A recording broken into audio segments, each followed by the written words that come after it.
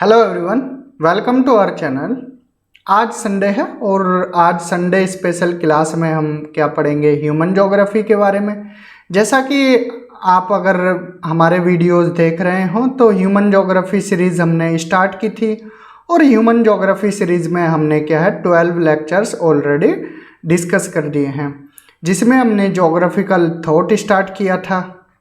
Geographical thought में हमने क्या क्या पढ़ा है, यहाँ पर हमने ज्योग्राफिकल थॉट में ग्रीक ज्योग्राफर्स के बारे में डिस्कस किया था कि ग्रीक ज्योग्राफर्स का क्या कंट्रीब्यूशन रहा है ज्योग्राफी में। हमने 1 बाय 1 पढ़ा, जिसमें हमने Homer, Thales, अनेक्जिमेंडर, Hecataeus, Herodotus, Plato, Aristotle, then इसके बाद हमने अलेक्जेंडर के बारे में पढ़ा। देन इसके बाद इराटोस्थनीज, हिपार्कस एंड पोसिडोनियस। यहाँ पर हमने 10-11 जोग्राफर्स के बारे में डिस्कस किया था। तो ये वीडियो क्या है, इस वीडियो में आपको एक तो नोट्स प्रोवाइड होंगे, देन कुछ एक्स्ट्रा इन्फॉर्मेशन होगी कि इसके अलावा और क्या इन्फॉर्मेशंस है और क्वेश्चंस कैसे आते हैं, ये भी हम इस वीडियो में बताएंगे। और लास्ट में कुछ फैक्चुअल इन्फॉर्मेशन ऐसी रहेंगी जो एग्ज़ाम में डायरेक्ट पूछी जाती हैं। तो ये वीडियो कंप्लीट देखना है और अपने दोस्तों के साथ भी ज़्यादा से ज़्यादा शेयर करना है, जिससे कि उनकी भी हेल्प हो जाए। जो यूजीसी नेट वाले स्टूडेंट्स हैं और या असिस्टेंट प्रोफेसर की तैयारी कर रहे हैं, उनके लिए वीडियो हेल्पफुल है। इसके साथ साथ जो पीजीटी या एनी अदर एग्ज़ाम्स की तैयारी कर रहे हैं, ये इस वीडियो से क्या है, जो स्टेट पीसीएस के जिनका स्टेट पीसीएस में क्या है, वैसे यूपी में तो ऑप्शनल हटा दिया गया है, अदर स्टेट्स में अगर ऑप्शनल है जिनका ज्योग्राफी है तो उनके लिए भी ये वीडियो हेल्पफुल रहने वाला है। तो इस वीडियो में हम क्या पढ़ेंगे, पहले वो डिस्कस कर लेते हैं, देन आगे मूव करेंगे। तो यहाँ पर हम टॉपिक 1 स्टार्ट करेंगे, पर्सपेक्टिव इन ह्यूमन ज्योग्राफी। इसमें हम क्या है, historical development of human geography पढ़ेंगे। देन इसके बाद areal differentiation, regional synthesis, dualism and dichotomy, environmentalism, ये क्या है, सारी सब अप्रोच है। देन इसके बाद QR phase, quantitative revolution and locational analyse. Then इसके बाद अप्रोचेस पढ़ेंगे हम, radical approach, behavioural approach, humanistic approach, welfare approach. Then languages के बारे में जानेंगे, रिलीजन्स के बारे में एंड सेकुलराइजेशंस के बारे में। कल्चरल रीजन कौन कौन से हैं वर्ल्ड के, एंड एचडीआई क्या है, ह्यूमन डेवलपमेंट इंडेक्स। तो आज के वीडियो में हम बेसिकली डिस्कस करने वाले हैं historical development of human geography, कि हिस्टोरिकल डेवलपमेंट कैसे हुआ ह्यूमन ज्योग्राफी का। इसमें हम पढ़ेंगे एंशिएंट पीरियड के बारे में। एंशिएंट पीरियड में हम देखेंगे ग्रीक्स के बारे में कि ग्रीक्स का क्या कंट्रीब्यूशन रहा है। बेसिकली हम ग्रीक्स से पहले से ही स्टार्ट करेंगे कि इजिप्टियन लोगों का, इजिप्ट के जो लोग थे उनका क्या कंट्रीब्यूशन था, वो ज़्यादा डीप में नहीं जाएंगे। देन ज्यूज ने क्या क्या बताया एंड फिनोशियंस ने क्या क्या बताया था। देन ग्रीक्स पढ़ेंगे, ग्रीक्स के बाद हम फिर मूव करेंगे रोमन्स की तरफ, जिसमें हम Strabo, Ptolemy and Pomponius Mela and Pliny the elder के बारे में पढ़ेंगे। देन इसके बाद यूरोप में डार्क एज पीरियड आया। डार्क एज में कोई डेवलपमेंट नहीं हुआ, यहाँ पर टीओ मैप के बारे में देखेंगे। देन यहाँ पर क्या है, डार्क एज यूरोप में तो था, लेकिन इंडिया और चाइना में क्या है, ज्योग्राफी का डेवलपमेंट हो रहा था। तो यहाँ पर हम क्या है, इंडियन ज्योग्राफर्स जो उस टाइम के थे, मैथमेटिशियंस, एस्ट्रोनॉमी में क्या क्या चीज़ें बताई, देन जीरो की खोज की। इसके साथ साथ हम चाइना में क्या ज्योग्राफी में डेवलपमेंट हुआ ये भी देखेंगे। देन इसके बाद आता है मीडिएवल पीरियड। मीडिएवल पीरियड में हम अरब ज्योग्राफर्स देखने वाले हैं। अरब ज्योग्राफर्स ने जैसे कि मॉनसून की उत्पत्ति जो हुई उसके बारे में बताया। देन क्लाइमेटिक रीजन्स में डिवाइड किया वर्ल्ड को। इसके अलावा उन्होंने काफ़ी और भी योगदान दिए हैं। हम एटलस, जैसे एटलस के बारे में देखेंगे कि क्लाइमेटिक एटलस किसने दिया था। अल बालाकी, इबन सीना, अल बरूनी, अल मसूदी, इनका क्या योगदान रहा है। देन इसके बाद age of explorations, age of explorations में क्या डिस्कवरीज हुई थी, then Vasco da Gama, Magellan and यहाँ पर हम जेम्स कुक, इनके योगदान के बारे में पढ़ेंगे। इसके साथ साथ जो और भी कंट्रीब्यूशन दिया है जैसे वोल्सी मूलर, एसपीएन, इनके बारे में भी देखेंगे। जैसे एसपीएन ने क्या है जो वर्ल्ड का मैप था उसको हार्ट शेप में बताया, एंड वोल्सी मूलर ने क्या है north America and south America की खोज की थी, मतलब उनको मैप पे प्रदर्शित किया था, खोज तो नहीं की थी, ये तो कोलंबस ने बताया था, लेकिन वोल्सी मूलर ने क्या है पहली बार north America and south America को मैप पर प्रदर्शित किया था। देन मूव करेंगे आगे हम क्लासिकल पीरियड की तरफ, जिसमें हम वारेनियस एंड कांट को देखेंगे। इसके बाद हम मूव करेंगे प्री मॉडर्न पीरियड, जिसमें हम वारेनियस कांट के बाद यहाँ पर हम्बोल्ट एंड रिटर के बारे में जानेंगे कि हम्बोल्ट जो कि पेरू करंट दिया एंड जगह जगह घूमे, एंड रिटर का क्या योगदान रहा यहाँ पर ये देखेंगे। देन मूव करेंगे फाइनली हम मॉडर्न पीरियड की तरफ। इसमें हम स्कूल्स पढ़ेंगे, वेदर वो जर्मन स्कूल हो या फ्रेंच स्कूल हो या ब्रिटिश स्कूल हो या फिर हमारा अमेरिकन स्कूल हो या सोवियत यूनियन स्कूल हो, वन बाय वन हम देखेंगे। तो चलिए स्टार्ट करते हैं एंशिएंट पीरियड से। एंशिएंट पीरियड में हम क्या है ग्रीक ज्योग्राफर पढ़ने वाले हैं एंड रोमन ज्योग्राफर पढ़ने वाले हैं। तो आज के वीडियो में बेसिकली हम ग्रीक ज्योग्राफर्स के बारे में ही डिस्कस करेंगे।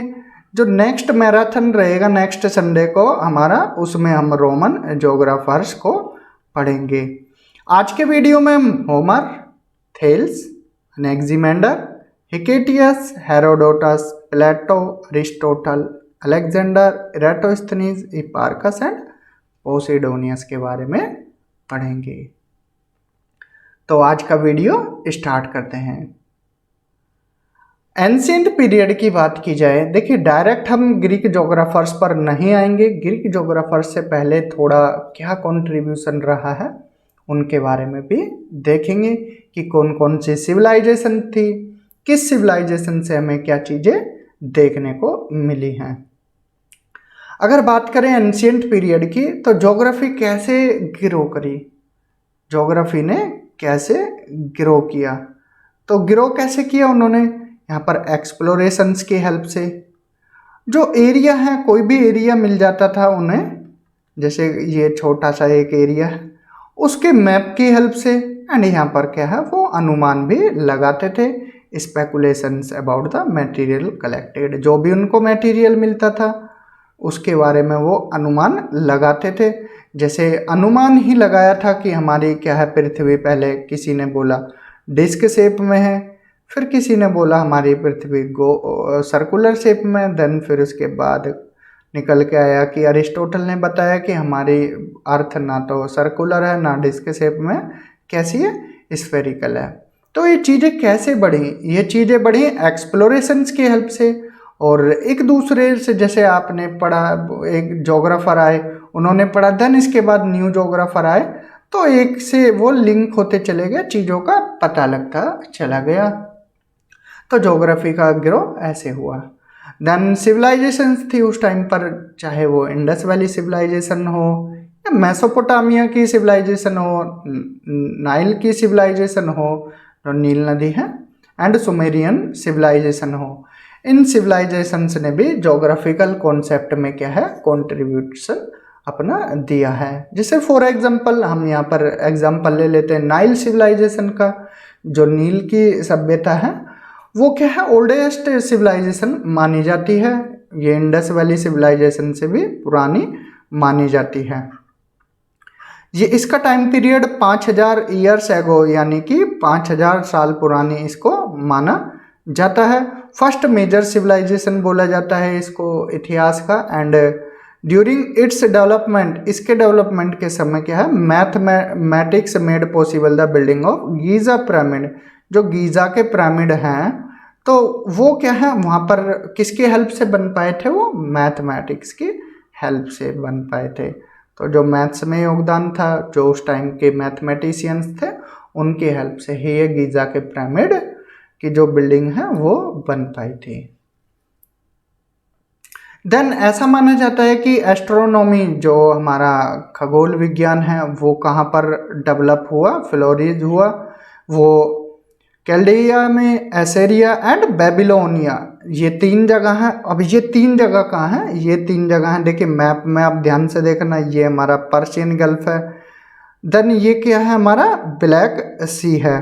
तो आप क्या है, मैप की हेल्प से अगर आप अपने साथ मैप रखोगे तो चीज़ें और इजीली आपको क्लियर हो जाएंगी। तो Black Sea and Persian Gulf, इनके बीच की जो जगह थी, जो एरिया था, ये वाला एरिया, तो इसको ये क्या बोला जाता था उस टाइम पे, एंशियंट टाइम में, इसको कैल्डिया, एसीरिया एंड बेबीलोनिया बोला जाता था। यहाँ पर क्या है, एस्ट्रोनॉमी क्यों फ्लोरिश्ड हुई इस जगह पर, ये वाली जो जगह है, यहाँ पर एस्ट्रोनॉमी क्यों फ्लोरिश्ड हुई थी, उसके पीछे रीज़न है। अब रीज़न क्या है, देखिए यहाँ पर स्काई क्या था, मोस्टली क्लियर रहता था, एंड इस वजह से यहाँ पर क्या है, एस्ट्रोनॉमी का डेवलपमेंट हुआ था। तो ध्यान रखना है इन जगह के नाम को भी, और कौन सा एरिया था ये भी। तो एस्ट्रोनॉमी कहाँ डेवलप हुई, ये हुई पर्शियन गल्फ और ब्लैक सी के बीच में जो एरिया था वहाँ पर। एंड ज्योमेट्री कहाँ डेवलप हुई, ज्योमेट्री डेवलप हुई जो फर्टाइल लैंड है, या जहाँ पर उपजाऊ भूमि है नील नदी की, वो यहाँ पर डेवलप हुई। और नील नदी कहाँ पर है, अफ्रीका में है। तो ये कहाँ पर ज्योमेट्री डेवलप हुई, अफ्रीका के क्षेत्र में। एंड फिजिकल ज्योग्राफी कहाँ पर डेवलप हुई, जो फिजिकल ज्योग्राफी का डेवलपमेंट हुआ वो ग्रीस में हुआ। अब ग्रीस कहाँ है, देखिए ये आपको देखने को मिल रहा है ग्रीस। तो सिर्फ इतना सा ग्रीस नहीं था, इसकी जो और भी टेरिटरीज थी, तो इसकी टेरिटरीज बाद में हम देखेंगे। ये टर्की वाला एरिया भी किसमें, ग्रीस में आया। तो फिजिकल ज्योग्राफी को ग्रीस में इसका डेवलपमेंट हुआ। किस वजह से हुआ, क्योंकि यहाँ पर डाइवर्स रिलीफ फीचर्स था, कोस्ट लाइन थी, एंड टोरेंट्स रिवर थी, जो तेजी से बहती हैं रिवर, एंड यहाँ पर क्या है, और अरेबल लैंड था, इस वजह से यहाँ पर डेवलपमेंट इसका हुआ था। तो ओवरऑल मिलाकर बात की जाए तो ग्रीस में फिजिकल फीचर्स की वजह से फिजिकल ज्योग्राफी डेवलप हुई। देन असीरियंस एंड बेबीलोनियंस ने अडॉप्ट किया क्या, कोनिफॉर्म राइटिंग के बारे में। ये उस टाइम की एक राइटिंग थी, किसने डेवलप की, असीरियन एंड बेबीलोनियन ने। सुमेरियंस फर्स्ट थे जिन्होंने क्या है 2 सिटी डेवलप की। उन 2 सिटीज़ का नाम याद रखना, टिग्रिस एंड यूफ्रेट्स वैली, जिनको दजला फरात भी बोला जाता है, दजला एंड फरात, ये नाम भी आप याद रखना है। तो ये किसने डेवलप की, दोनों सिटी, सुमेरियंस ने। एंड अर्ली कंट्रीब्यूशन था ज्योग्राफी में, ये किनके द्वारा देखने को मिला है, ज्यूज लोगों के द्वारा, और इजिप्टियंस, जो इजिप्ट कंट्री है, ये मिस्र दे, इनके द्वारा ज्योग्राफी में कंट्रीब्यूशन देखने को मिला है। यहाँ पर बात कर लेते हैं, एक छोटा सा पॉइंट देख लेते हैं फिनोशियंस के बारे में, कि फिनोशियंस ग्रीक से पहले क्या है, फिनोशियंस आए थे। अब इनके बारे में थोड़ा सा देख लेते हैं। तो हमने अभी देखा ज्यूज का और जो छोटा मोटा कंट्रीब्यूशन था ज्योग्राफी में, एंड इजिप्ट लोगों का जो कंट्रीब्यूशन था। इसके बाद आते हैं हमारे फिनोशियंस। तो फिनोशियंस ने क्या अपनी नॉलेज दी, क्या चीज़ें उन्होंने शेयर की। फिनोशियंस का पीरियड 3000 BC माना जाता है, और इन्होंने ऑक्यूपाई किया था एशिया माइनर को। एशिया माइनर कौन सा एरिया है, देखिए एशिया माइनर को सिकंदर ने भी जीता था। अब आपको इस एरिया के बारे में जान लेना बहुत ज़रूरी है। कोस्टल टर्की हो, वो लेबनन हो, सीरिया हो, या फिर इज़राइल हो। मैप में दिखाते हैं, ये सीरिया है, लेबनन है, एंड यहाँ पर क्या है, इज़राइल वाला एरिया है। तो ये वाला जो एरिया है, ये क्या है, एशिया माइनर है। तो यहाँ पर हम मार्क कर देते हैं, आप अपने मैप में भी देख लीजिए। ये वाला जो एरिया है, ये एशिया माइनर है। ये बाद में किसके द्वारा जीता जाता है, अलेक्जेंडर के द्वारा भी जीता जाता है। फिनोशियंस ऐसे थे जिन्होंने वर्ल्ड का पहला फिनोटिक अल्फ़ाबेट डेवलप किया था, और फिनोशियंस ने ही पहली रिपोजिटरी जो जोग्राफिकल नॉलेज की थी वो डेवलप की थी। लेकिन ये ज़्यादा इनके जो भी आइडियाज़ थे या इनका कंट्रीब्यूशन था, आइडियाज़ कंट्रीब्यूशन, वो इतना प्रचलित क्यों नहीं हो पाया? आखिर हम ज्योग्राफी को ग्रीक से ही क्यों पढ़ते हैं, ग्रीक ज्योग्राफर से ही क्यों पढ़ते हैं, इनके बारे में इतना क्यों नहीं पढ़ते हैं? देखिए, कोई कोई टीचर इस टॉपिक को स्किप भी करा देते हैं, वो डायरेक्ट क्या है होमर से ही स्टार्ट करते हैं।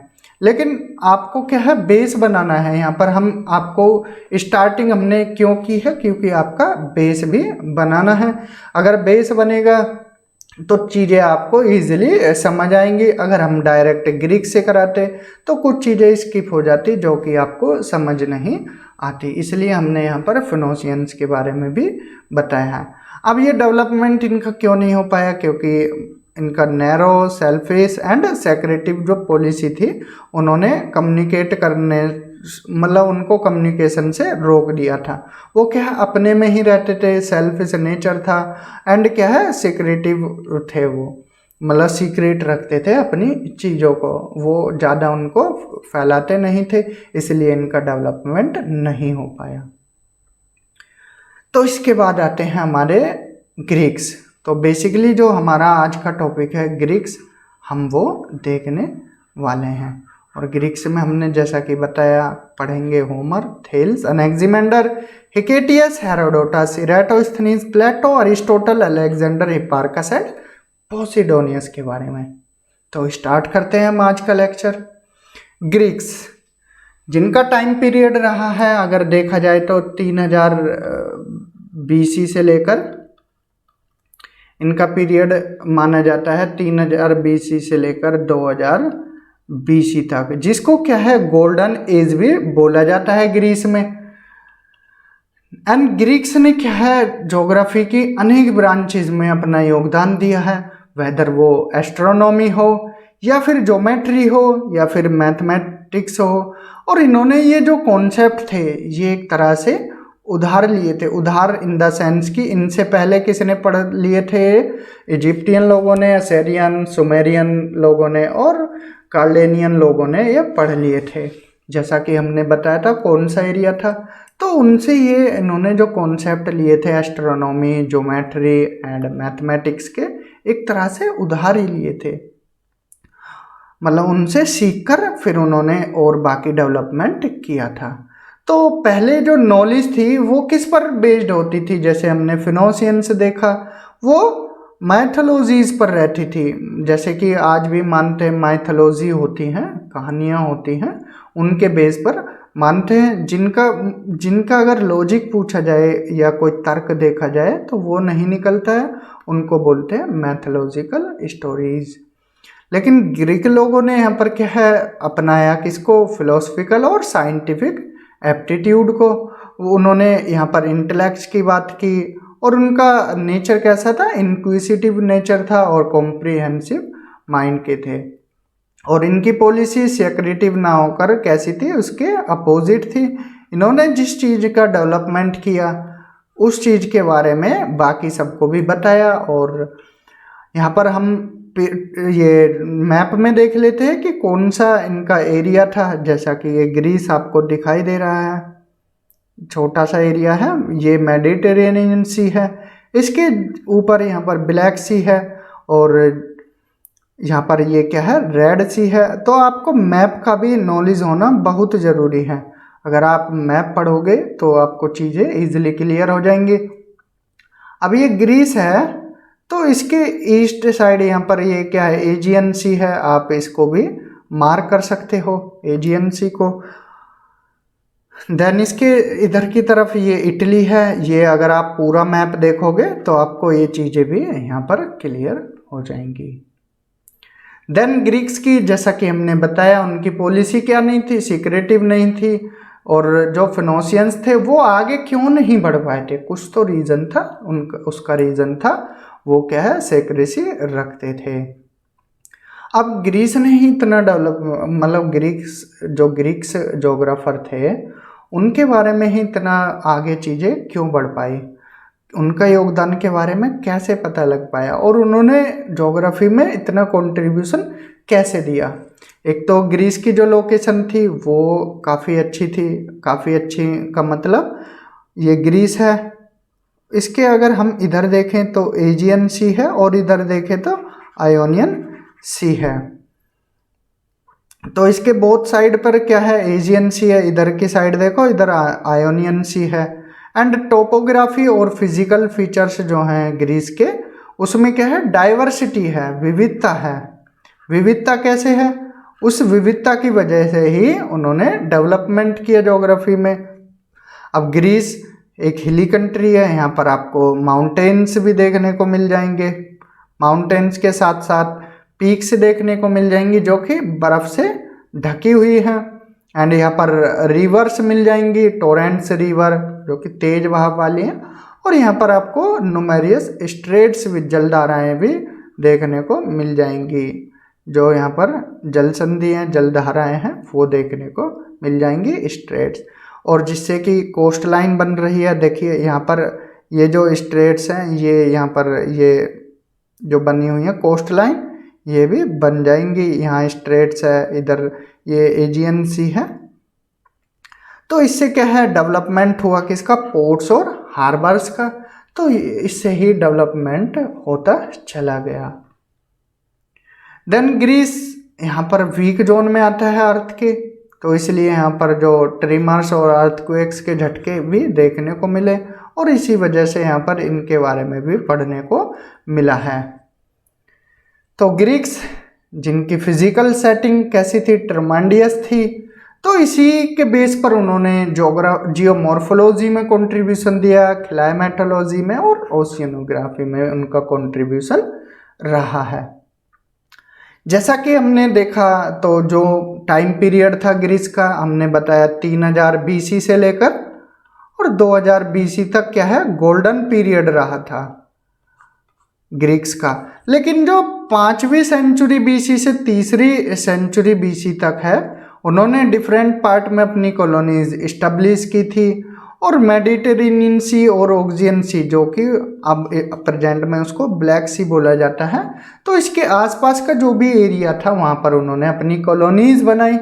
जैसा कि अगर आप कोई मैप देखेंगे, ये प्रीवियस मैप ही देख लीजिए, ये ग्रीस है, इसके आसपास का जो भी एरिया है ये मेडिटेरेनियन सी है, हमने ब्लैक सी भी दिखाया था यहाँ पर।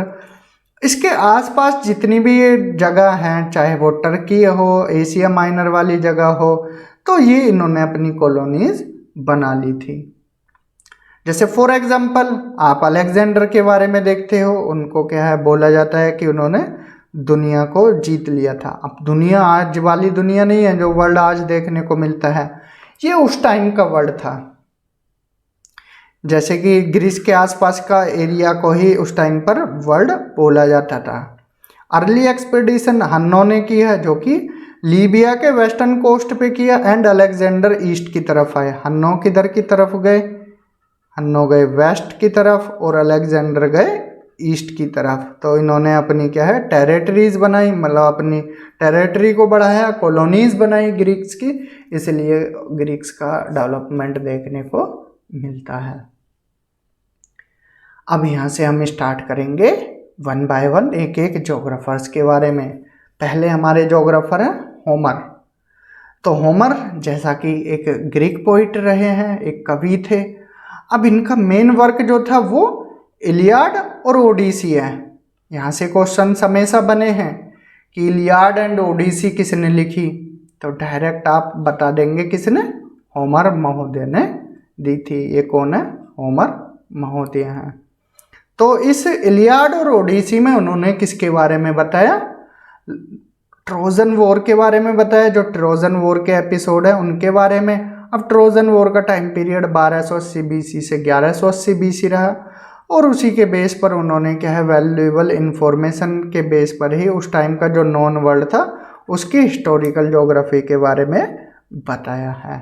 तो बेसिकली आपको क्या याद रखना है, होमर की बुक्स के बारे में नाम क्या है, इलियाड एंड ओडिसी, और उसमें उन्होंने ट्रोजन वॉर के बारे में बताया। That's enough for Homer. चलते हैं होमर के आगे कि होमर ने और क्या बताया है, और चीज़ें भी देख लेते हैं होमर के बारे में। तो होमर का ऐसा मानना था कि जो हमारी अर्थ है वो किस फॉर्म में है, सर्कुलर फॉर्म में है। देखिए ये सर्कल है, ये स्फेयर नहीं है। स्फेयर क्या होता है, 3D स्फेयर होता है।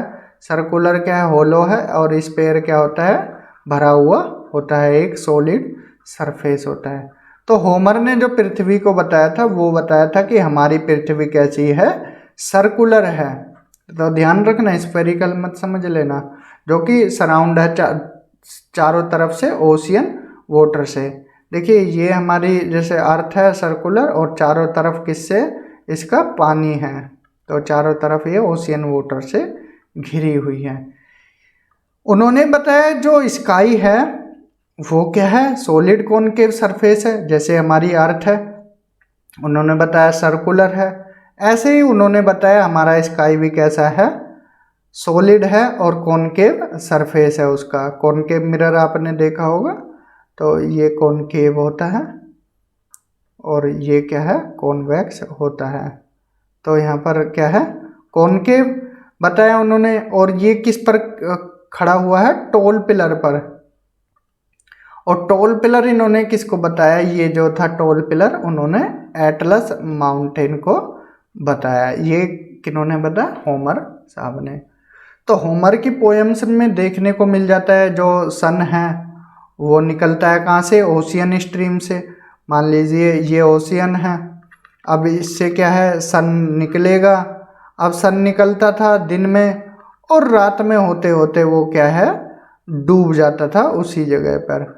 सेम उन्होंने यही चीज़ किसके बारे में बताई, स्टार्स के बारे में, कि स्टार्स भी यही चीज़ फॉलो करते हैं कि दिन में क्या है, ओशियन से निकलते हैं और रात में जाके डूब जाते हैं। तो ये था होमर का व्यू।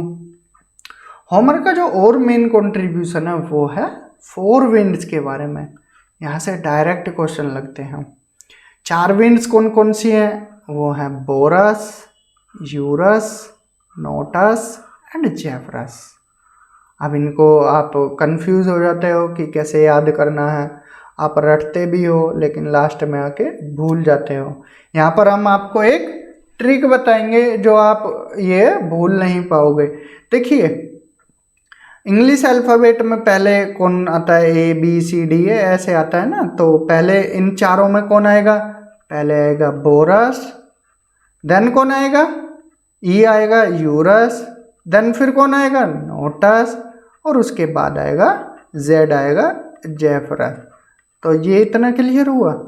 अब देखिए डायरेक्शन कैसे याद करानी है।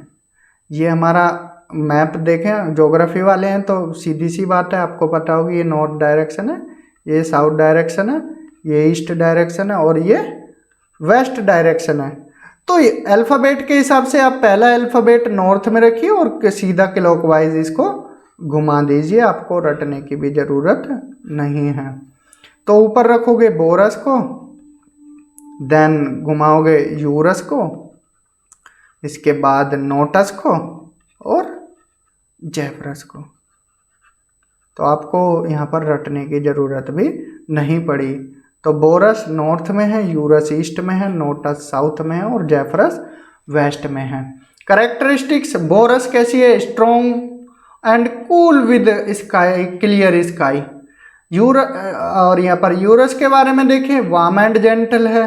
नोटस वेट एंड समटाइम्स कैसी होती है, वोलेंट नेचर की होती है। एंड जेफरस क्या है, dreaded Balmi with Gayle force.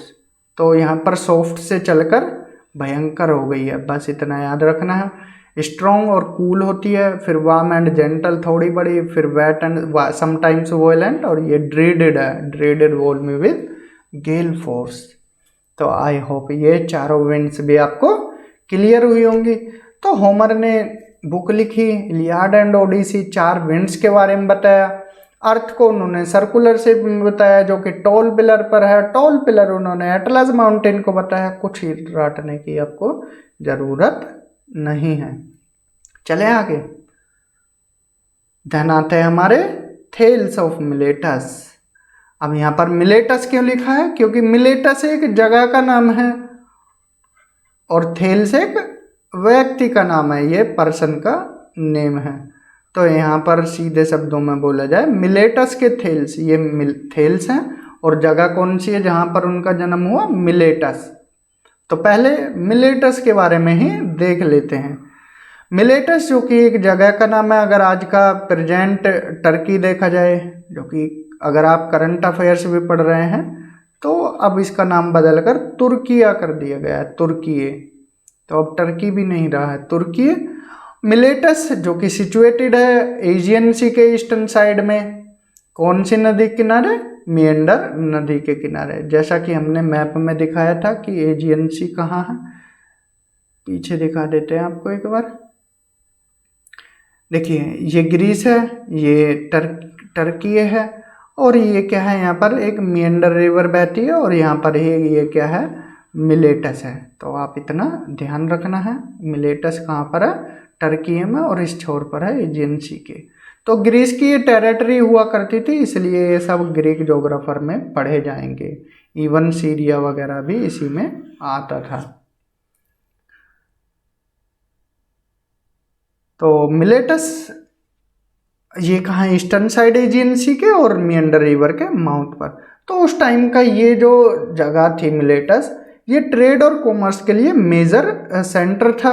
अब यहाँ से ही क्या है, अगर आपको ब्लैक सी जाना हो, मैप में हमने दिखाया था ब्लैक सी जाना हो, तो यहाँ से ही गुजर के जाना पड़ता था। जितने भी शिप जाते थे वो मिलेटस में रुककर देन इसके बाद जाते थे ब्लैक सी में। तो मेडिटेरेनियन सी से रुकेंगे कहाँ, मिलेटस में, देन जाते थे ब्लैक सी में। ये था मिलेटस की इम्पोर्टेंस। यहाँ पर इनका जन्म हुआ थेल्स का, और थेल्स 7वीं सेंचुरी बीसी में इनका जन्म हुआ था। तो काफ़ी पुराने हैं ये। थेल्स रेजिडेंस थे मिलेटस के, ये हमने देख लिया है। अब इनका क्या योगदान रहा है वो देखते हैं। थेल्स पहले ग्रीक थिंकर, फिलोसफर या ट्रैवलर भी बोल सकते हैं, जिन्होंने ज्योमेट्री में अपनी थ्योरम्स दी थी। अब इन्होंने काफ़ी चीज़ें बताई थी, जैसे आप बताया कि ये सर्कल है, ये सर्कल 2 पार्ट में डिवाइड किससे होता है, जो डायमीटर है उससे। तो ये चीज़ें किसने बताई, थेल्स ने बताई। फिर ये चीज़ें बताई, आइसोसेलेस ट्रायंगल है जिसकी 2 साइड इक्वल होती हैं, तो उसके दोनों एंगल भी क्या है, इक्वल ही होंगे। ये सब चीज़ें क्या है, थेल्स ने बताई थी। तो उन्होंने काफ़ी प्रॉब्लम सॉल्व करने की कोशिश की ज्योमेट्री और ट्रिग्नोमेट्री में। पहले ऐसे पर्सन हैं जिन्होंने इनिशिएट करने की कोशिश की अर्थ के मेजरमेंट को, और चीज़ों को उन्होंने अर्थ पर लोकेट करने की भी कोशिश की। उन्होंने क्या बताया, अर्थ को एज अ डिस्क बताया कि अर्थ क्या है, एक तस्तरी की तरह है। अर्थ एक तस्तरी नुमा है। और थेल्स किसके लिए जाने जाते हैं, कॉस्मोलॉजी के लिए जाने जाते हैं। Cosmology based on water as the essence of all matters and for his prediction of an eclipse of the sun, जो ग्रहण वगैरह आते हैं उनके बारे में भी उन्होंने ध्यान दिया था। तो ये था ऑल ओवर थेल्स के बारे में। अब चलते हैं आगे अनेक्सिमेंडर के बारे में। कोई अगर आपको डाउट हो या कुछ भी क्वेरी लग रही हो, आप कमेंट बॉक्स में हमको बता सकते हैं। देन आते हैं हमारे अनेक्सिमेंडर। अनेक्सिमेंडर जो कि किसके शिष्य थे, थेल्स के शिष्य थे। अब ये ग्रेट फिलोसफर रहे हैं, एस्ट्रोनॉमर, मैथमेटिशियन एंड ज्योग्राफर। इनके 2 शिष्य थे, पाइथागोरस और अनेक्सिमेनीज। देखिए थेल्स के शिष्य रहे अनेक्सिमेंडर, एंड अनेक्सिमेंडर के 2 शिष्य रहे। वो 2 शिष्य कौन कौन से हैं, पाइथागोरस थ्योरम अगर आपने 9th 10th class, even 6th class से ही हम तो पढ़ने लगे थे, आपने भी पढ़ी होगी।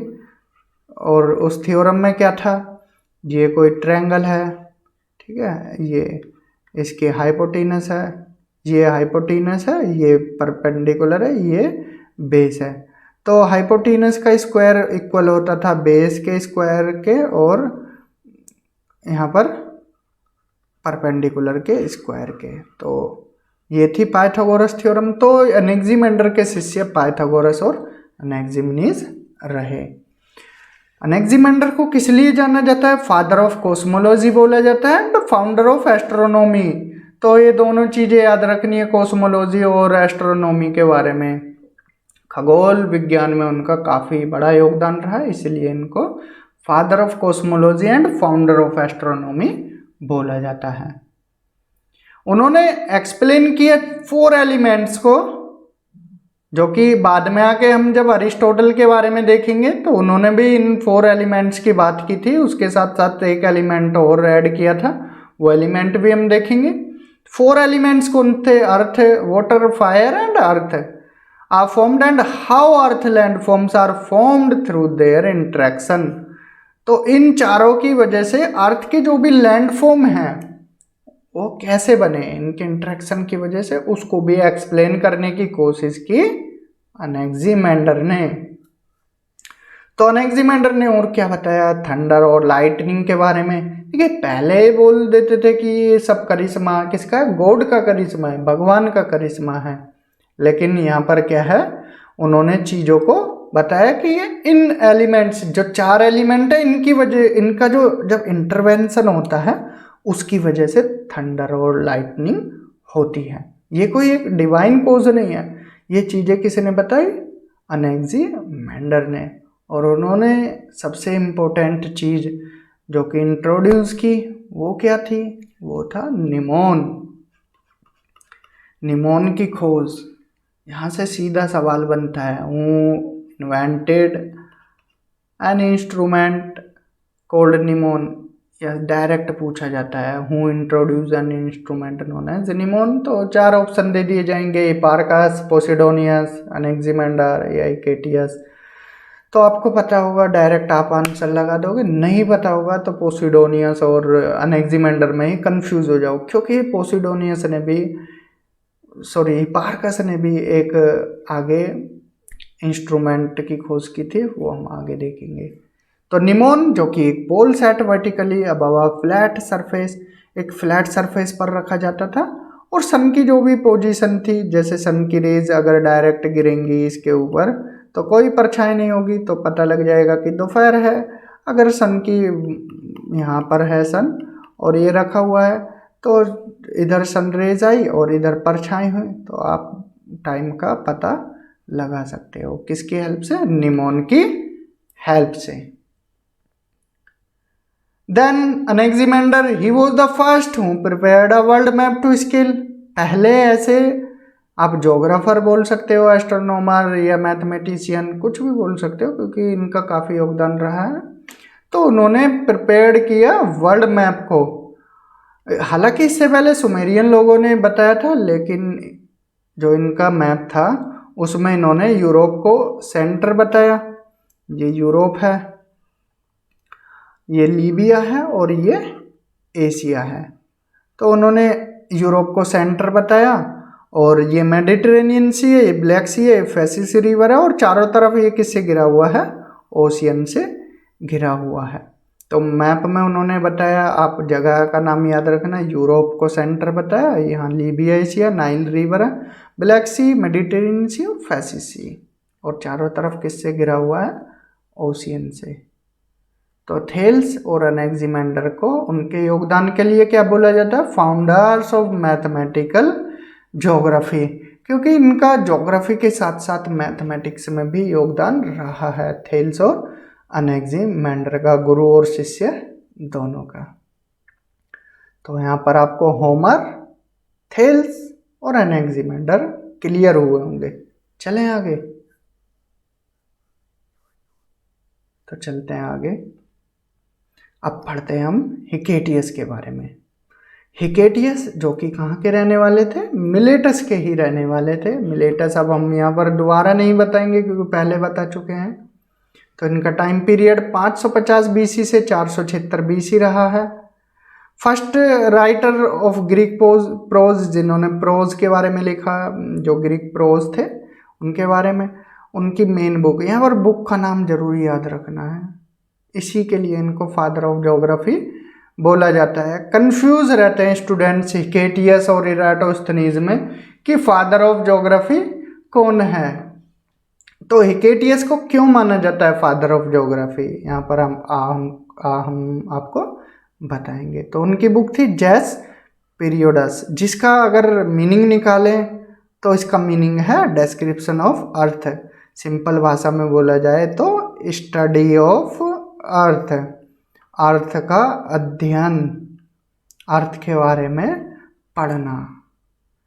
तो पहले ऐसे ज्योग्राफर रहे हैं जिन्होंने सिस्टमेटिक डिस्क्रिप्शन किया वर्ल्ड का, दुनिया को सिस्टमेटिक वे में पढ़ा, और इन्हीं फैक्ट्स की वजह से उनको क्या है, फादर ऑफ ज्योग्राफी बोला जाता है। हालांकि इरेटोस्थनीज के इनसे ज़्यादा योगदान है, लेकिन पहली बार जो अर्थ को पढ़ा सिस्टमेटिक वे में वो हिकेटियस ने पढ़ा, और इसी वजह से इनको फादर ऑफ ज्योग्राफी बोला जाता है। तो अब आप कंफ्यूज नहीं होंगे। तो फादर ऑफ ज्योग्राफी कौन है? हिकेटियस है, ये याद रखना। हिकेटियस, इन्होंने वर्ल्ड को घूमा।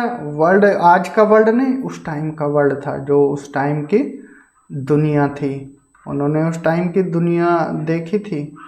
आज की दुनिया तो हमारी Australia, New Zealand, north America, south America, उस टाइम पे इनका खोज खबर नहीं थी।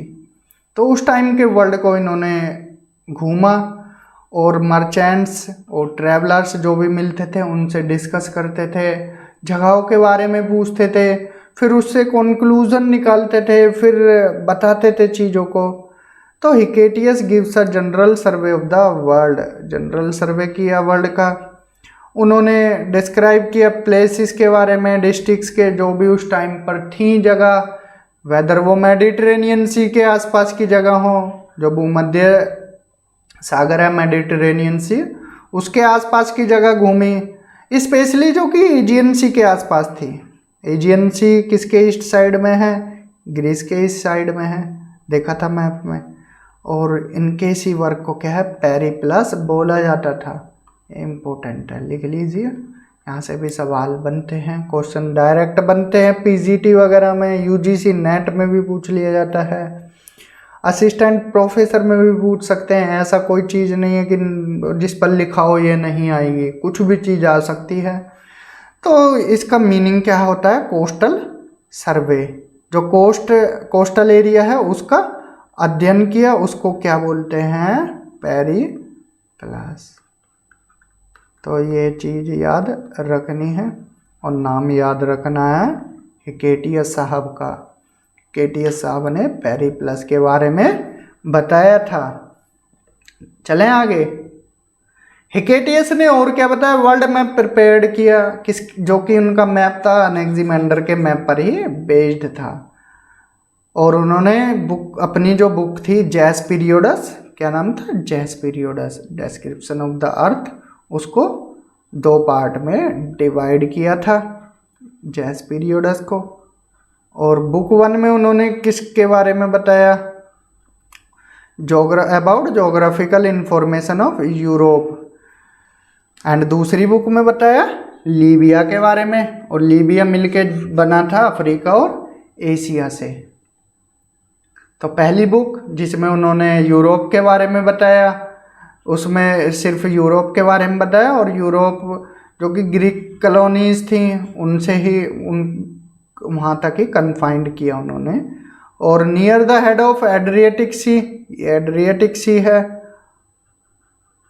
और यहाँ पर ये इटली है, और इसके इधर क्या है? ये ग्रीस है।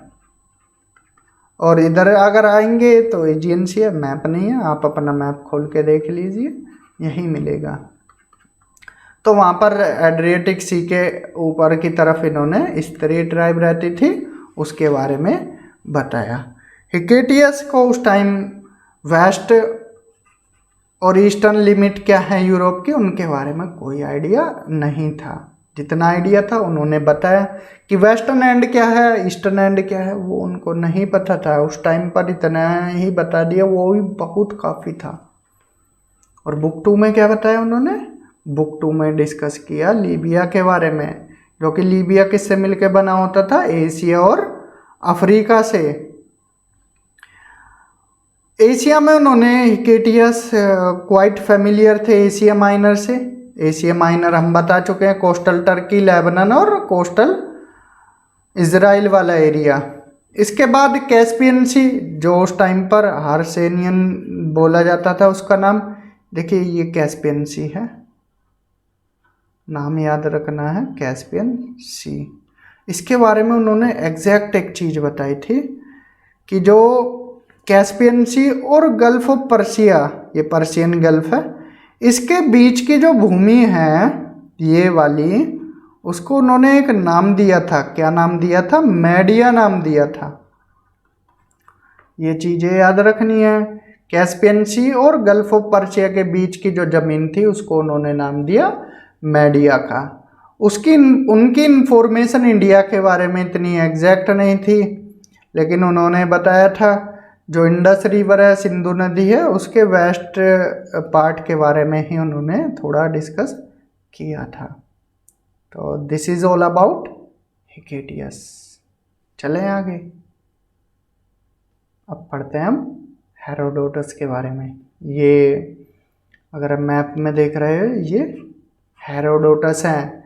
हेरोडोटस का योगदान ज्योग्राफी से ज़्यादा हिस्ट्री में है, इसीलिए इनको फादर ऑफ हिस्ट्री बोला जाता है, क्योंकि उन्होंने जो हिस्टोरिकल इवेंट्स थे उनको ज्योग्राफी से रिलेट किया था।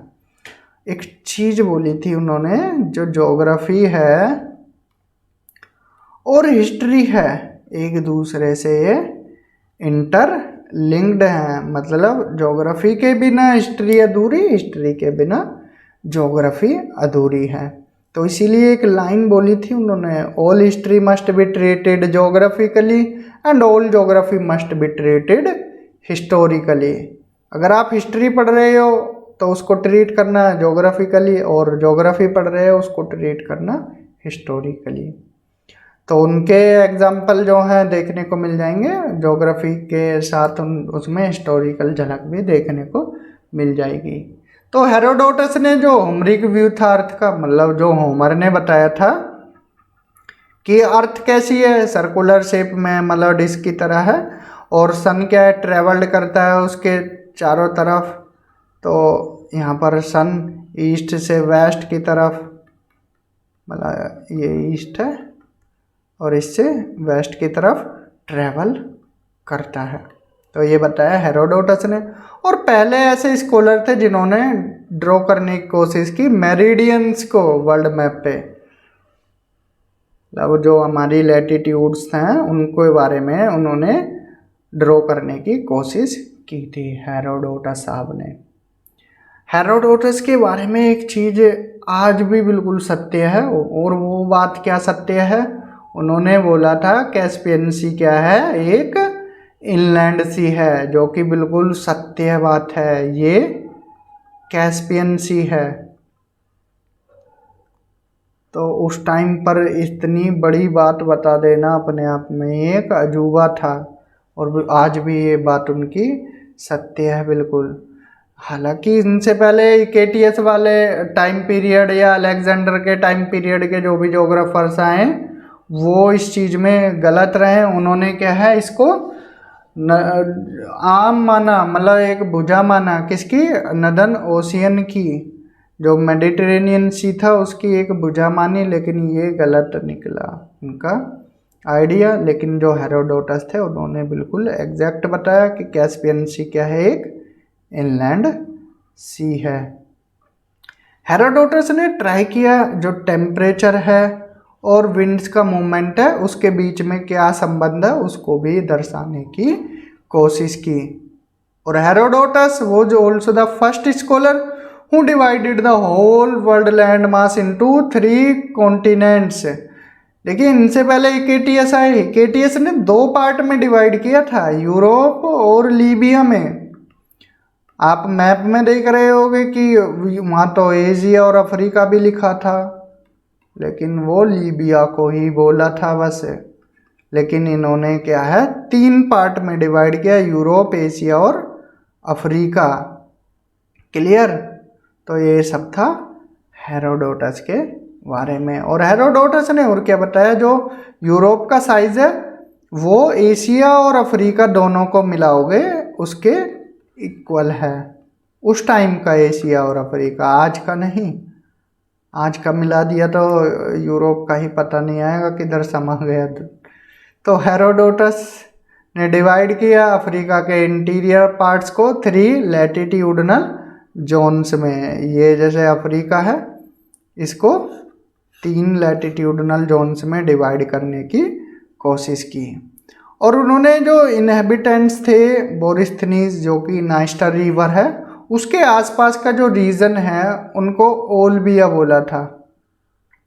आप अगर मैप में सर्च करोगे नाइस्टर रिवर तो आपको मिल जाएगी, और जो उसके आसपास वाला क्षेत्र था उसमें रहने वाले लोगों को ओल्बिया बोला था। तो आप क्या साथ के साथ मैप भी रखना, और आप गूगल मैप भी कर सकते हो, क्योंकि यहाँ पर बैक जाएंगे आगे जाएंगे मैप दिखाएंगे तो वो पूरा टाइम उसी में चला जाएगा। आप थोड़ा अपने से भी मैप को सर्च करने की ट्राई कीजिए, क्योंकि आप मैप को जितना सर्च करोगे चीज़ें आपको उतने अच्छे से समझ आएंगी। और आदत बना लीजिए गूगल मैप की, तो उससे चीज़ें आपको और ईजिली कनेक्ट करेंगी, और आप एक फिर ट्रू जोग्राफर कहलाओगे। अगर आपके पास ऑक्सफोर्ड है और गूगल मैप की हेल्प ले रहे हो और आपके आसपास मैप लगे हुए हैं और एक ग्लोब भी है, तो आपको कोई भी देख के पहचान लेगा कि ये एक असली जोग्राफर है। तो जो हम किसके बारे में देख रहे थे, हेरोडोटस के बारे में। तो हेरोडोटस फैमिलियर नहीं थे जो हमारा गैंगेटिक प्लेन है उसके बारे में, सिर्फ उन्होंने कहाँ तक स्टडी की थी, इंडस रिवर के बारे में। और उन्होंने बताया था कि इंडस रिवर वेस्ट से ईस्ट की तरफ फ्लो करती है, तो ये बताया था हेरोडोटस ने। तो यहाँ पर हमारे कौन कौन जोग्राफर कवर हो जाते हैं, Homer, Thales, Anaximander, Hecataeus and Herodotus. चले आगे या 2 मिनट का ब्रेक लेना चाहते हो? तो चलिए 2 मिनट का ब्रेक लेते हैं, उसके बाद आगे स्टार्ट करते हैं।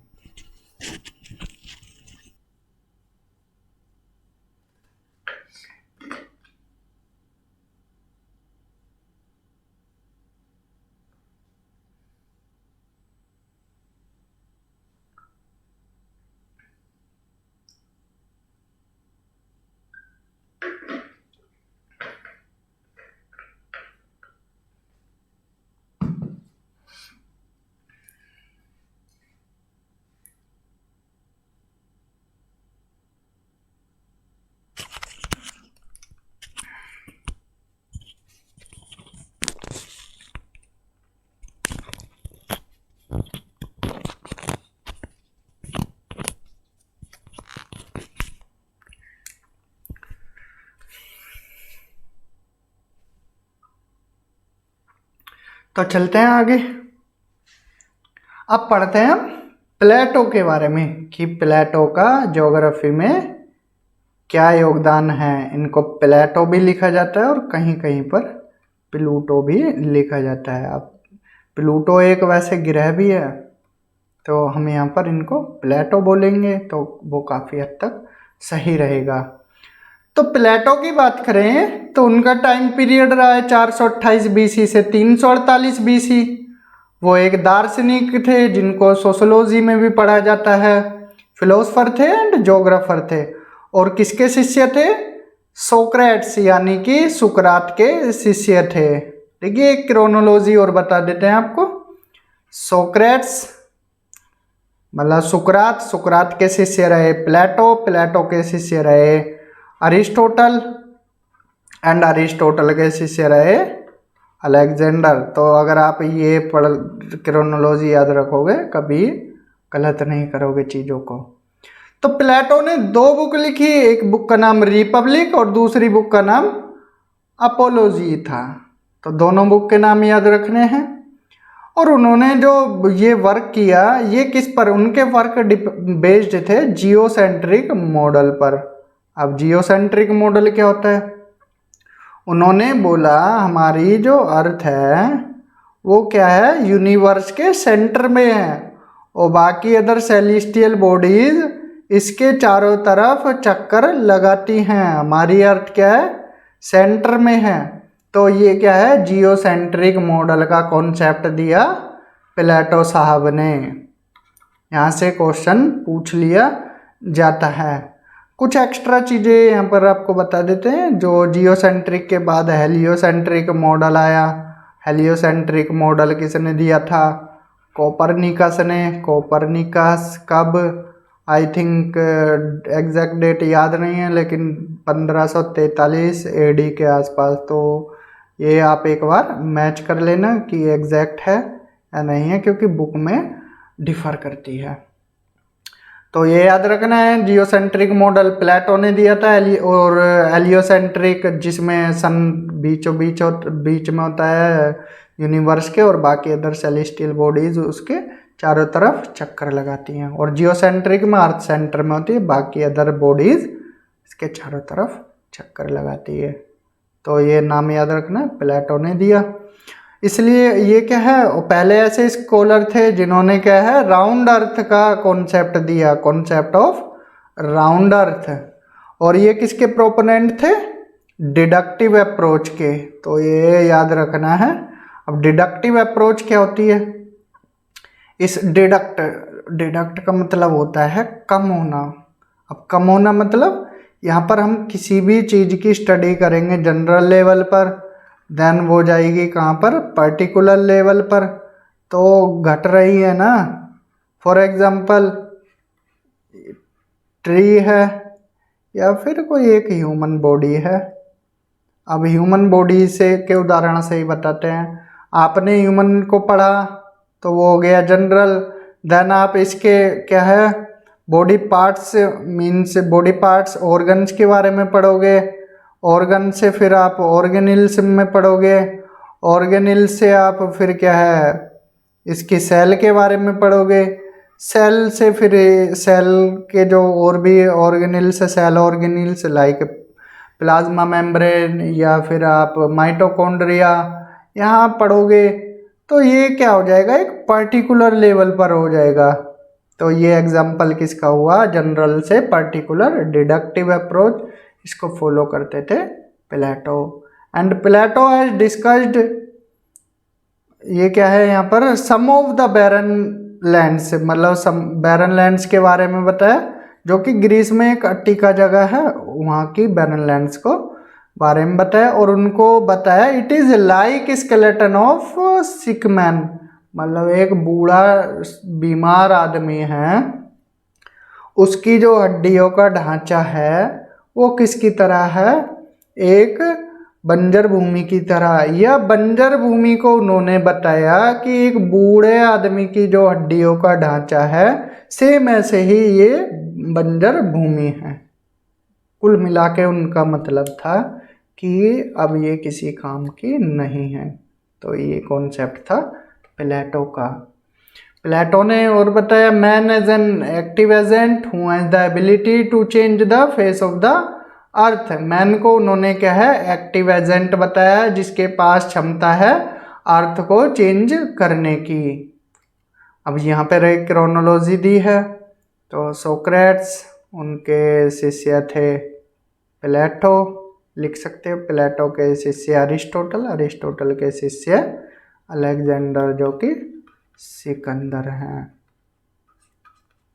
हिंदी में नाम भी लिख सकते हो, अरस्तु, सिकंदर, प्लेटो एंड सुकरात। देखिए इंग्लिश वर्जन अलग हो जाता है, हिंदी वर्जन अलग हो जाता है, तो चीज़ों को ध्यान रखना, प्रोनाउंसिएशन भी टोटल अलग हो जाता है। मूव करते हैं आगे अरिस्टोटल की तरफ। अरिस्टोटल का टाइम पीरियड 384 BC से 322 BC, 384 BC टू 322 BC। किसके शिष्य थे? प्लेटो के। और उन्होंने जो उनका ज्ञान था और उन्होंने जो पुराना ज्ञान अर्जित किया था उसको बढ़ाने के लिए एक एकेडमी खोली थी। उस एकेडमी का नाम उन्होंने लाइसियम रखा। उस एकेडमी का नाम लाइसियम रखा और उन्होंने जो बुक लिखी थी उसका नाम रखा मेट्रोलॉजिका। और पायनियर थे इंडक्टिव रीजनिंग के। अभी हमने डिडक्टिव बताया। डिडक्टिव में क्या बताया था? चीज़ें चलती हैं जनरल टू पर्टिकुलर। अब इंडक्टिव में हो जाएगा पर्टिकुलर टू जनरल।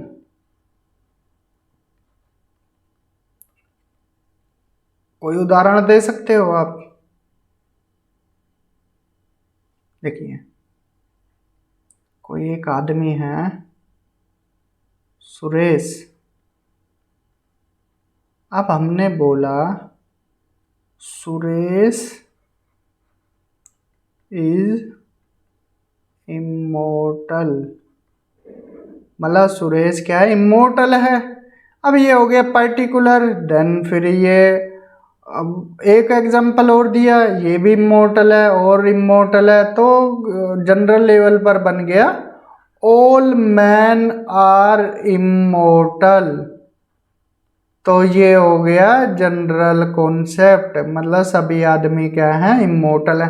अगर एक की बात की जाए सुरेश महेश, ये क्या है? इमोर्टल है, अलग अलग है। ये पर्टिकुलर लेवल पर बात की, देन जनरल लेवल पर आ जाता है ऑल मैन आर इमोर्टल। तो ये हो जाती है इंडक्टिव रीजनिंग, जो कि पर्टिकुलर से जनरल चलती है। अगर आप इसको और डीप पढ़ना चाहते हो तो हम प्ले लिस्ट में, जो यूजीसी नेट पेपर 1 की प्ले लिस्ट है, उसमें हमने ये डिडक्टिव रीजनिंग इंडक्टिव रीजनिंग काफ़ी डिटेल में बताई थी, वो जाकर देख सकते हो, या हम उसका लिंक डिस्क्रिप्शन में भी दे देंगे। तो अरिस्टोटल का जो मॉडल था वो जियोसेंट्रिक मॉडल पर ही बेस्ड था, जो कि प्लेटो का था। और पहले ऐसे ज्योग्राफर बोलो स्कॉलर बोलो जिन्होंने अर्थ को स्फेरिकल शेप में बताया, मतलब 3D शेप में, सॉलिड शेप में बताया। अब तक सब 2D की बात कर रहे थे, इन्होंने क्या है 3D की बात की। तो पहले ऐसे ज्योग्राफर थे जिन्होंने स्फेरिकल शेप में बताया अर्थ को। और ये एविडेंस, ये आइडिया उनको कहाँ से मिला? लूनार एक्लिप्स से। लूनार एक्लिप्स जो कि चंद्र ग्रहण को बोलते हैं। और चंद्र ग्रहण कब लगता है? जब सूर्य और चंद्रमा के बीच में पृथ्वी आ जाए, तो ये क्या होता है? तब लगता है चंद्र ग्रहण। क्योंकि सूर्य की जो किरणें हैं सीधी नहीं पहुंच पाती मून पर, इसीलिए परछाई जाती है, तो उसी को ग्रहण बोला जाता है। और अरिस्टोटल ने 4 बेसिक एलिमेंट की बात की, जो हमने 4 एलिमेंट अनेक्सिमेंडर के टाइम पर पढ़ाए थे। अभी बोला था कि अरिस्टोटल के टाइम पे पढ़ेंगे। तो अर्थ, वाटर, फायर और एयर। इसके साथ साथ उन्होंने 5th सब्सटेंस जो कि ईथर को भी ऐड किया। और ईथर को क्या बताया? ये वो मटेरियल है जिससे सेलेस्टियल बॉडीज बनी हुई हैं, और ये अर्थ पर नहीं पाया जाता। कहाँ पाया जाता है? स्पेस में, और इसी से ही ये बाकी अदर सेलेस्टियल बॉडीज बनी हुई हैं। ये किसने बताया? अरिस्टोटल ने बताया था। अरिस्टोटल ने एक्सप्लेन करने की कोशिश की 3 फिनोमिना कौन कौन से। उन्होंने बताया जो लैंड का एक्सपेंशन है वो शैलो सी में हो रहा है। डेल्टा फॉर्मेशन की बात की, जो डेल्टा बनते हैं उनके बारे में बताया नदियों के द्वारा। एंड उन्होंने टाइड्स के बारे में बताया, जो ज्वार आती हैं एक तरह से टाइड से, जो समुद्र में आती हैं, हार्बर वेव्स होती हैं, तो उनके बारे में भी किसने बताया? अरिस्टोटल, अरस्तु ने बताया था। He was the first teleologist. वो ऐसे पहले टेलियोलॉजिस्ट थे जिन्होंने बताया everything is changing in accordance with a pre existing pattern और प्लान। कोई भी चीज हो रही है वो पहले से ही क्या निर्धारित है। जैसे कहते हैं ना कि जो भी हुआ अच्छे के लिए हुआ, ऐसा ना हो। देखिए एक एग्जांपल बताते हैं। अब आप कहीं जा रहे हो, ठीक है, बस से अपने घर जा रहे हो, और क्या है, आपकी बस 2 मिनट से छूट गई, आप 2 मिनट लेट हो गए, बस चली गई, आप अफसोस मना रहे हो। और वो बस आगे जाके, ऐसा ना हो, वो बस आगे जाके क्या है, मतलब उसकी कहीं टक्कर हो गई, कोई इंसान मरा नहीं लेकिन थोड़ा बहुत चोट लग गई, तो आप बोले जो हुआ अच्छे के लिए हुआ। तो कुछ चीज़ें ऐसी होती है जो पहले से ही निर्धारित होती हैं। अगर आप 2 मिनट पहले पहुंच जाते शायद आपको भी चोट लग जाती। तो जो हुआ अच्छे के लिए हुआ। तो इस चीज़ को बताया अरिस्टोटल ने कि जो भी चीज़ हो रही है, everything is changing in accordance with a pre existing pattern और प्लान, या कोई भी चीज़ में चेंज आ रहा है, वो जो पुरानी चीज़ हो चुकी हैं उनके बेस पर ही। मान लो कोई चीज़ की पहले से खोज हुई, उसमें मॉडिफिकेशन किया, चेंज किया, तो वो पहले से ही एग्जिस्ट करती थी, ये अरिस्टो ने बताया था। क्लियर।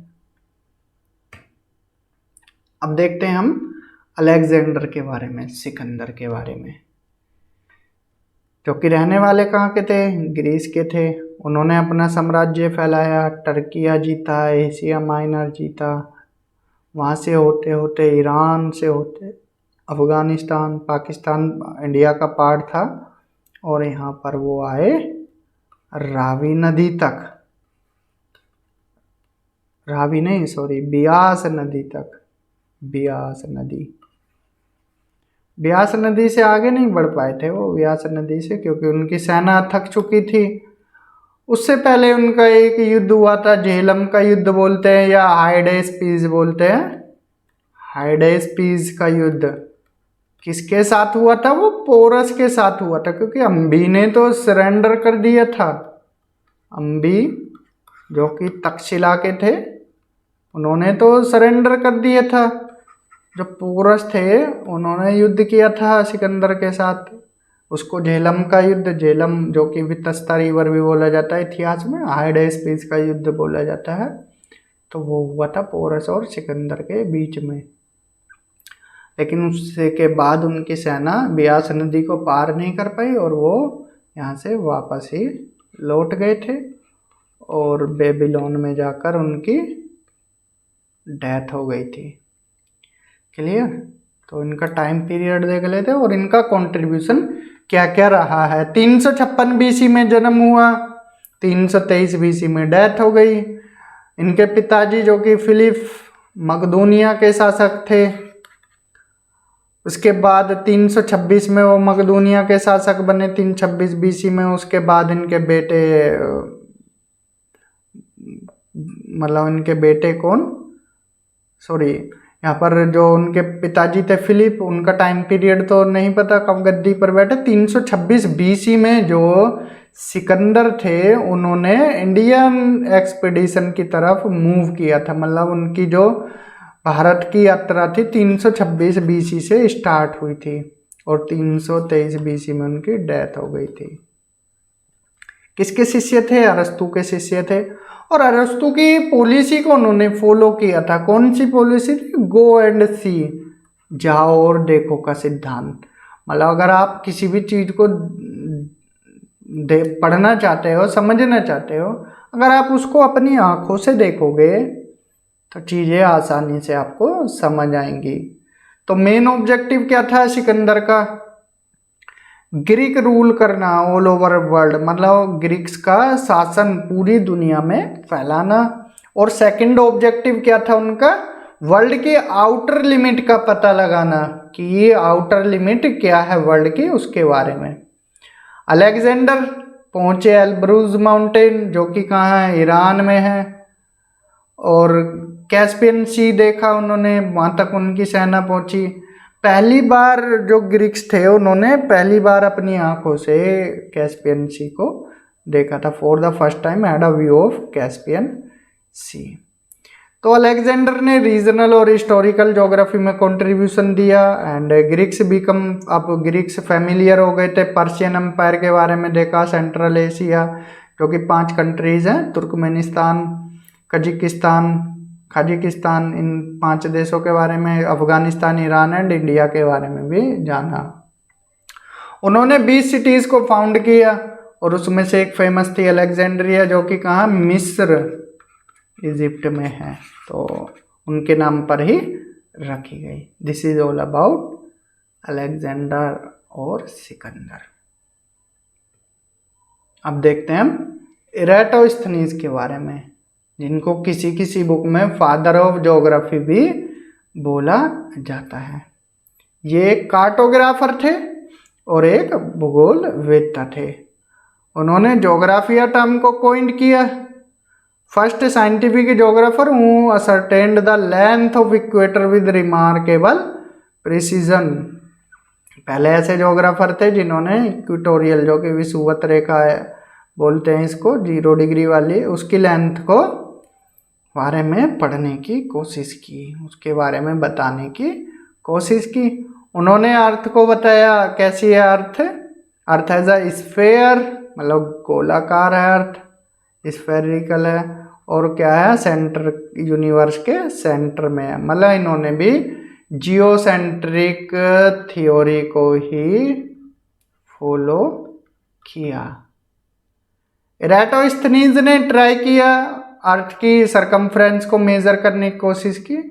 सरकमफ्रेंस यानी कि परिधि, जो आउटर ये बाउंड्री है, इसको पता लगाने की कोशिश की इराटोस्थनीज ने। He measured the length of equator with the help of gnomon. उन्होंने जो इक्वेटर की लेंथ को मापने की कोशिश की थी, किसकी हेल्प से, निमोन की हेल्प से। और इराटोस्थनीज को फाउंडर ऑफ जियोडेसी बोला जाता है। जियोडेसी क्या है, ये एक ब्रांच है किसकी, मैथ्स में इसको पढ़ा जाता है, मैथमेटिक्स में, जिसमें हम अर्थ की सरकमफ्रेंस, अर्थ के एरिया, इन चीज़ों के बारे में पढ़ते हैं, उसको जियोडेसी बोलते हैं। He also attempted to determine the distance of the sun and the moon from the earth. Earth से सन और मून की क्या दूरी है उसके बारे में भी पता लगाने की कोशिश की। किसने, इराटोस्थनीज ने।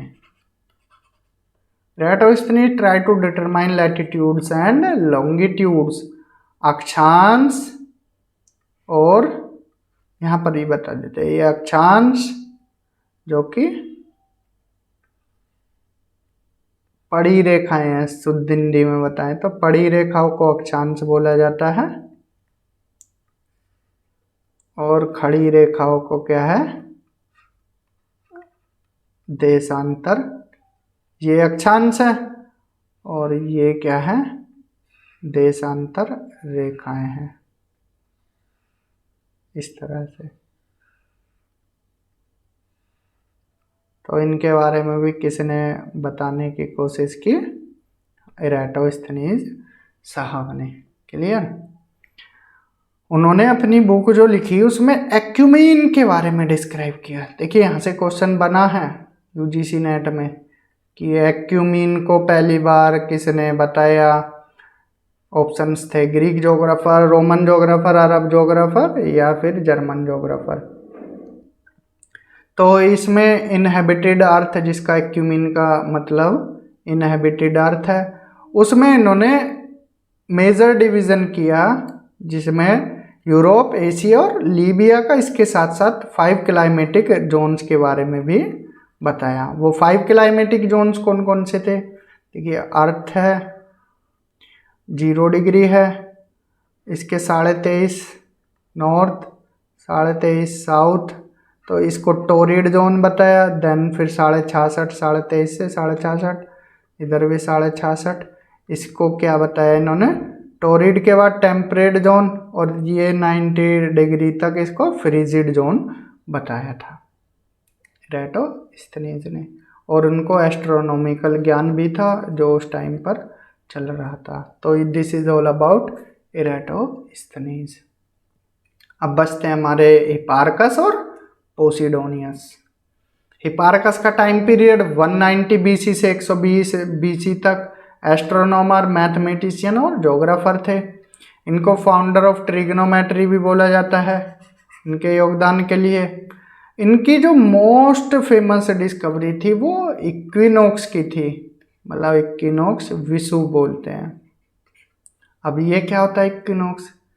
देखिए सन है और ये हमारी अर्थ है, ये 0 डिग्री है। जब सन की रेज 0 डिग्री पर लंबवत पड़े, मतलब डायरेक्ट सनलाइट पड़े 0 डिग्री पर, दिन और रात बराबर हों, कहाँ पर? इक्वेटर पर, उसको बोला जाता है इक्विनॉक्स। और ये 2 बार होता है, 21 मार्च और 23 सितंबर को, ये डेट भी याद रखना है। तो इक्विनॉक्स की डिस्कवरी किसने की? हिप्पारकस ने। और उन्होंने जो ईयर की लेंथ थी 365 दिन एंड 6 घंटे, ये किसने बताया? हिप्पारकस ने ही बताया। उन्होंने पहला स्टार कैटलॉग को कंपाइल करने की कोशिश की। He compile the first known star catalogue. देखिए स्टार हैं, उसके बारे में उनको कैटलॉग के बारे में बताने की कोशिश की, और टोटल उनके कैटलॉग में कितने स्टार्स थे? 850 स्टार्स थे। He mark development in scientific cartography. Scientific cartography में भी उनका डेवलपमेंट रहा था।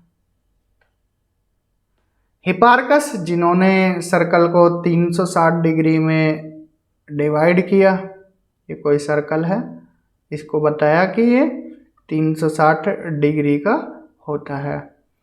उन्होंने डिटरमाइन किया लैटिट्यूड और लॉन्गिट्यूड को किसकी हेल्प से? एस्ट्रोलेब इंस्ट्रूमेंट की हेल्प से, जो कि हमने निमोन पढ़ाते वक्त बताया था कि हिप्पारकस के टाइम में एक इंस्ट्रूमेंट और नॉन हुआ था, उसका नाम क्या है? एस्ट्रोलेब, जो कि हैंडल करने में इजी था और एक्यूरेट भी था, किससे? निमोन से ज़्यादा। हिप्पारकस का और क्या योगदान है कि उन्होंने 3D स्फीयर को 2D प्लेन में कन्वर्ट करने की कोशिश की, और 2 प्रोजेक्शन, ऑर्थोग्राफिक और स्टीरियोग्राफिक प्रोजेक्शन को भी डिज़ाइन किया हिप्पारकस ने। क्लियर? हालांकि उससे होल अर्थ के बारे में नहीं पढ़ सकते थे, लेकिन हेमिस्फेयर के बारे में स्टडी कर सकते थे। हेमिस्फेयर्स के बारे में जो 2 प्रोजेक्शन के बारे में बताया था, ऑर्थोग्राफिक और stereographic projection. This is all about Posidonius, Hipparchus, sorry. Move करते हैं पोसिडोनियस की तरफ। ये पोसिडोनियस का चित्र है। इनका टाइम पीरियड 135 BC से 51 BC रहा है। Historian, politician, astronomer, geographer, teacher, सब कुछ रहे हैं, ऑलराउंडर हैं, AB डिविलियर्स की तरह। इनको ABD बोल सकते हो एक तरह से। तो कहाँ के नेटिव थे? सीरिया के नेटिव थे। तो अब आप सोच रहे होंगे सीरिया अलग कंट्री है और ग्रीस अलग कंट्री है, तो हम ग्रीक जोग्राफर में क्यों पढ़ रहे हैं?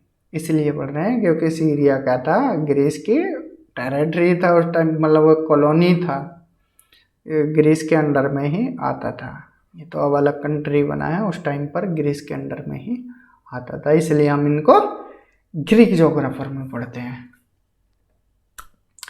उनके 2 कंट्रीब्यूशन ज्योग्राफी में, वन इज, देखिए यहाँ पर एक जोक सा हुआ है। वो जोक क्या है? जो उनका रॉन्ग आइडिया था वो परसिस्ट किया सैकड़ों सालों तक, और जो करेक्ट आइडिया था उसको नज़रअंदाज किया गया। तो ये तो ट्रेजेडी हुई ना। तो पहले रॉन्ग आइडिया देख लेते हैं कि जो सदियों तक चला वो क्या था। तो उन्होंने बताया था कि जो अर्थ की सरकमफ्रेंस है उसको मेजर किया। जो इराटोस्थेनीज ने उसकी लेंथ बताई थी उससे भी स्मॉलर फिगर, मतलब उससे भी छोटा बताया था उन्होंने। अब इराटोस्थेनीज ने कितनी लेंथ बताई थी ये देखना पड़ेगा, लेकिन उससे भी छोटा बताया, मतलब वो अर्थ को बहुत छोटा बता दिया इन्होंने कि अर्थ की जो सरकमफ्रेंस है वो बहुत छोटी है। और ये इनका जो इनकरेक्ट स्टेटमेंट था काफ़ी साल तक एक्सेप्टेबल रहा, लोगों ने इसको माना भी, क्योंकि बाद में आके पता लगा ये तो गलत बता गए। और सही क्या था, उनका जो करेक्ट आइडिया था वो सही था जिसको नज़रअंदाज किया गया। पोसिडोनियस ने बताया, जो अरस्तु का विश्वास था कि जो इक्वेटोरियल रीजन है, टोरिड टोरिड जोन हमने बताया था, उसमें क्या है, अनइनहेबिटेबल है टोरिड जोन। किसकी वजह से? हीट की वजह से, गर्मी की वजह से यहाँ पर लोग रह नहीं सकते। अब तक हमने कौन कौन से ज्योग्राफर्स पढ़े? Homer, Thales, Anaximander, Hecataeus, Herodotus, Plato, Aristotle, Alexander, Eratosthenes, Hipparchus and Posidonius. This is all about Greek geographers. ये था ग्रीक जोग्राफर्स के बारे में। अब एक इनका कुछ इम्पोर्टेंट पॉइंट और देख लेते हैं, देन यहाँ पर अपना क्लास ख़त्म करते हैं। तो इम्पोर्टेंट पॉइंट्स क्या रहे ग्रीक जोग्राफर्स के? उनका योगदान रहा मैथमेटिक्स में, फिजिकल ज्योग्राफी में, हिस्टोरिकल ज्योग्राफी में और रीजनल ज्योग्राफी में। मैथमेटिकल ज्योग्राफी में डेवलपमेंट देखने को मिला थेल्स, अनेक्सिमेंडर, अरिस्टोटल और इराटोस्थनीज का। अर्थ की स्फेरिसिटी के बारे में बताया, देन लैटिट्यूड्स लॉन्गिट्यूड्स के बारे में इन्होंने बताया और इनको प्लॉट करने की कोशिश की। देन प्लेटो ने बताया कि हमारी अर्थ राउंड है और यूनिवर्स के सेंटर में है और अदर सेलेस्टियल बॉडीज चारों तरफ चक्कर लगाते हैं। उस मॉडल को बोलते हैं जियोसेंट्रिक मॉडल। अरिस्टोटल ने अर्थ को स्फेरिकल बताया। पोंटिकस ने बताया कि जो हमारी अर्थ है अपने एक्सिस पर रोटेट करती है। ये इंपॉर्टेंट पॉइंट है, मार्क कर लीजिए। हिपार्कस ने लोकेशनल सिस्टम बताया, जो लाइंस थी अर्थ के सरफेस पर उनको मीन्स कहने का यह है कि लैटिट्यूड लॉन्गिट्यूड के बारे में बताया। अनेक्सिमेंडर ने निमोन की खोज की, लैटिट्यूड्स बताए इंपॉर्टेंट प्लेस के और फर्स्ट मैप बताया वर्ल्ड का।